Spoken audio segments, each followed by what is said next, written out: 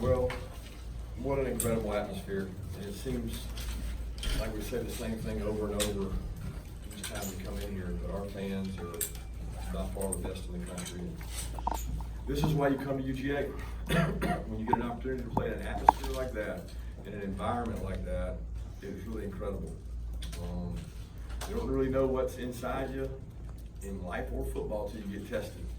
And I thought we got tested tonight. We found out a lot about our team. We're far from perfect, and we got to get a lot better. But they'll fight you, man. They'll fight you over and over again. And there were some really large hearts out there tonight. One, DeAndre Swift, who ran the ball with passion, guts, and just relentless effort. The effort and leadership of Jake Fromm to third down scramble and take 2 hits and almost get a first and manage the game really beautifully. And the defense to rise up, keep playing past a bunch of injuries, a couple injuries on the offensive line, and I'm just proud of our guys, man. So much emotion in that locker room, so much effort, and really hate for Notre Dame, who has an unbelievable team and played a great game, to have to lose that game. Kirby, you making adjustments at halftime with offense. Jake said start picking up the blitz a little better, and what would you say about the second half of the game? I don't know that it was picking up the blitz. It was making sure we had some space to run the ball.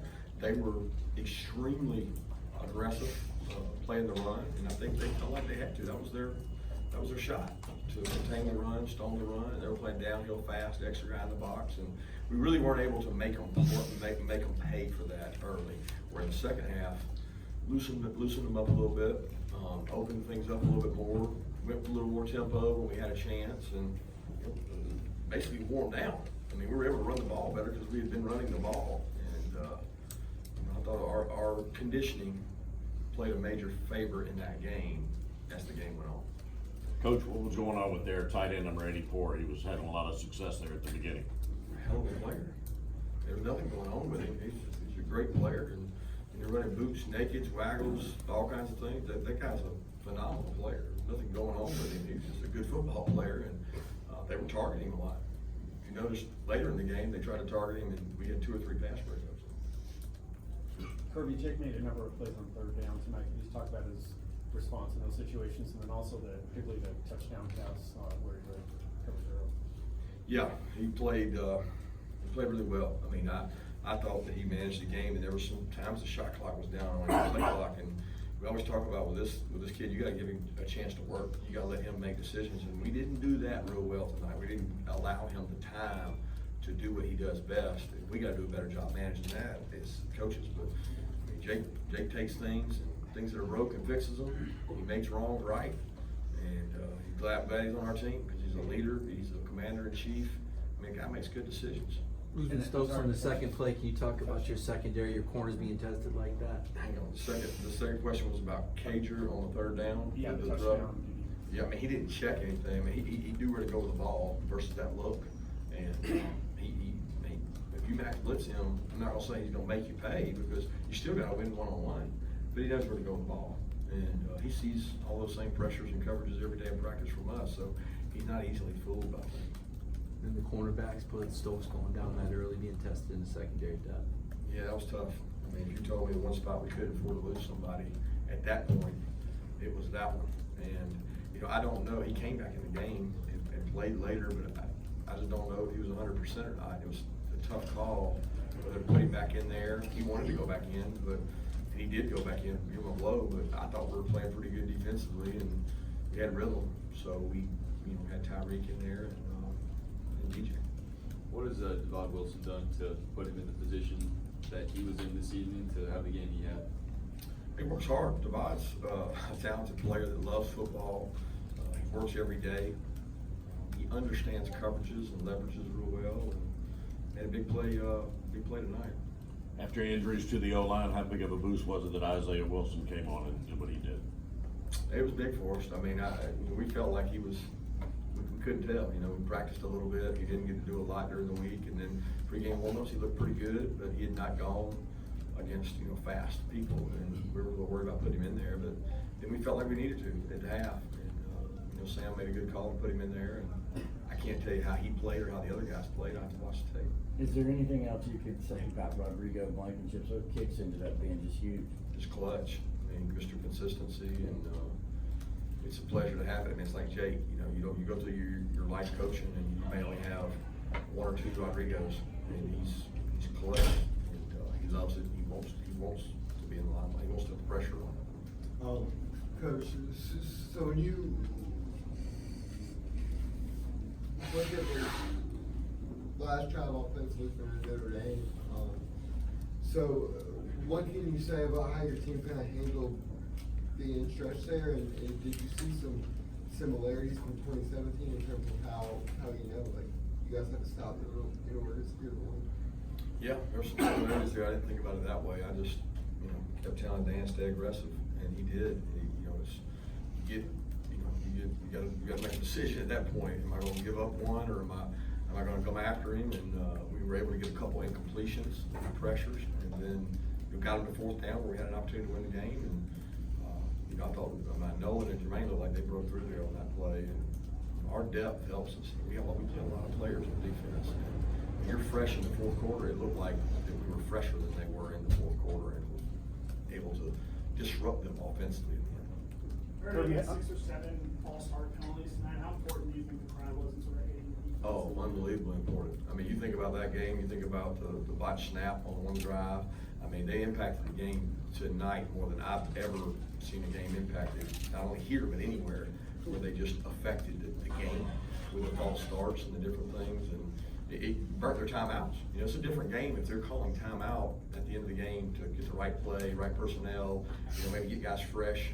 Now they don't have them. The clock's running because they burned them earlier because of the crowd noise caused them to. So it was definitely the 12th man today, and we certainly needed it. Kirby, how huge is it for you guys to be tested like this? What does that mean for you going forward with the rest of these 8 games? Well, like I said, I think when you get tested, you find out something about yourself inside. You look inside yourself when you get tested, and there's some guys that had to look inside themselves. They had not been tested like that, and how are they going to respond? And they came out fighting. We showed the guys the Matt Hughes, Frank Trigg UFC fight, and at the end of the fight, he says, you're never out of the fight. You're never out of the fight. He came back from having been down and almost in a submission position, and he just said, you're never out of the fight. And that's what we talked about all week. We were never out of the fight. And then at halftime, we knew we weren't out of the fight. The whole game, our kids kept saying, we're never out of the fight. You had some players after this game talking about how you left some stuff out there. Maybe it wasn't the cleanest game for them, but at the same time, they said they're built for this type of game, the fourth quarter thing. What do they mean by that? Well, I think that's what we want to be. We want to be a dominant team in the fourth quarter. We want to try to break people's will. We want to be able to take over the line of scrimmage, which at the end of the day, when you look at the rushing yards, we won the line of scrimmage. I mean, they didn't run the ball real well on us, and 152 to 46. So that's what this team's built on. We've got to be able to do other things, and it keeps coming back to that. But I think we're built to do that. Sullivan was injured, I guess, you're gonna crush it there.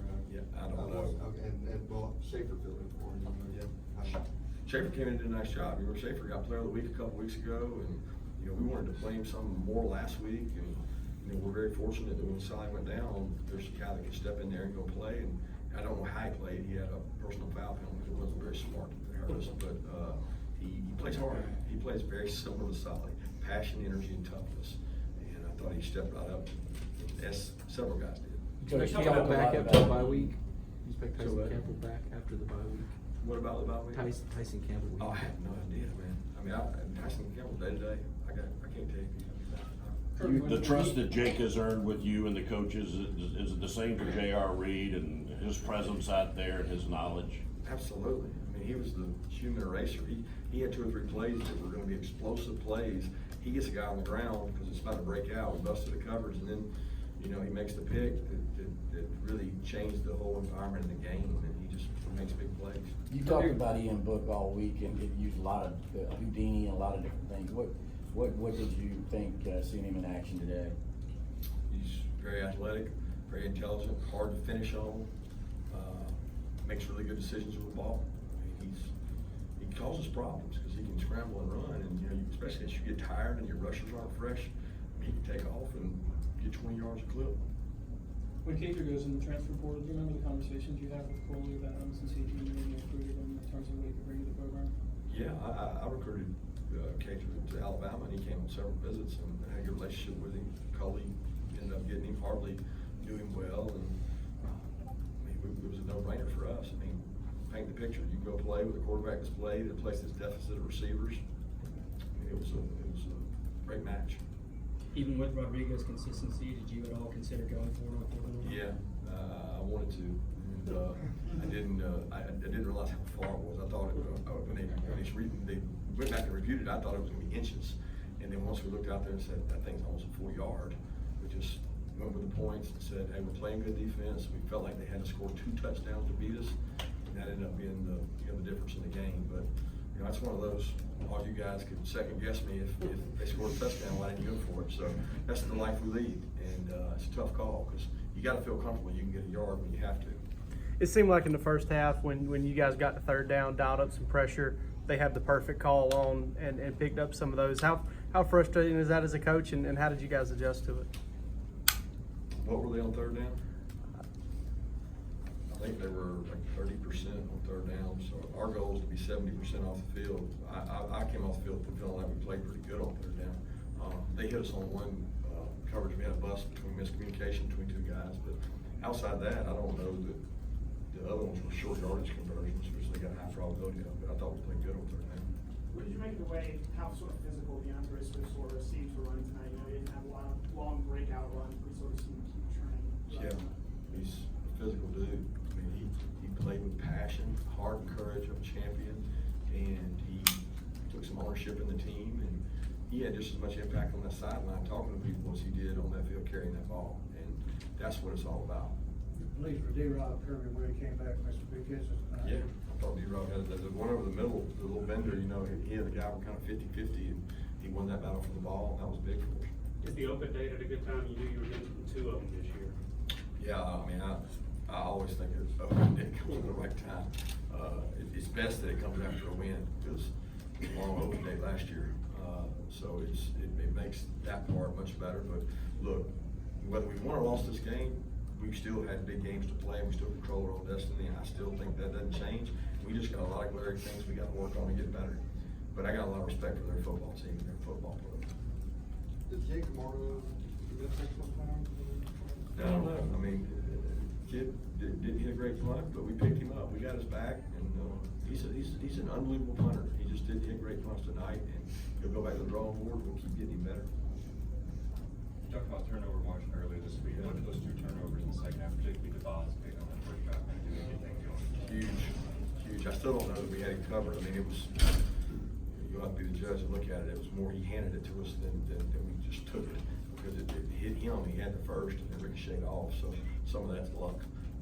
But 2 turnovers to I guess R1. Is that correct? So if you beat them in the penalty war and the turnover margin, I think we had studied they had like 27 straight games where they had not lost the turnover battle, or they had not lost a game that they didn't lose the turnover battle. The last time they tied us in the turnover margin, the last time they played and lost.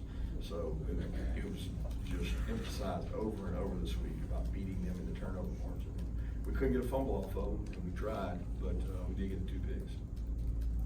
Sanford Stadium now has special effects like never before. What did you kind of think of that, and how much were you kind of paying attention to all that? I know you got a game. I have no idea what you're talking about. I was worried the power went out a couple times. I didn't blink. As long as my headphones worked, I was good. 2 more questions? Any special reason why you didn't go to Pickens more in the first half? He had single coverage, it looked like.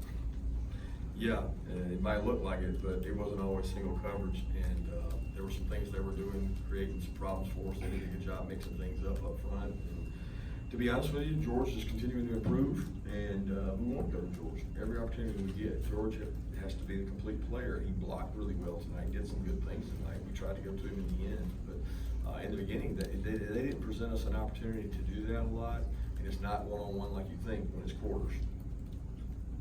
Last question, anybody? Kirby, I don't know how many snaps Tyreek McGee got in the first few games, but to keep him invested and when you need him to come through, is that kind of what you expected for a senior? Yeah, Tyree McGee is, you know, he's from Peach County, where they make you hard and soiled, and you hit every day of practice. One of the toughest, most physical schools in the country or our state. Kieris is from there. The kids you get from there are just tough as nails, and this kid has been through so much. He started last year, he wouldn't start, he's had injuries, and he's very bought into the team. He'll do whatever you ask, and this week we told him we were down corners. If somebody gets hurt, you may have to play. Instead of repping at star and safety, we're gonna put you at corner, and, you know, he took reps at corner. He went in the game, he's played other games at corner. He hasn't always played exactly perfect, but he's a winner, he's a fighter, and he's a senior, and that's why you have depth in your program. Because if you don't have that depth, then you may have a bigger drop-off at that position. It could be the difference in the game. Look, guys, thanks a lot for the coverage. This was an awesome game atmosphere. Go Dogs.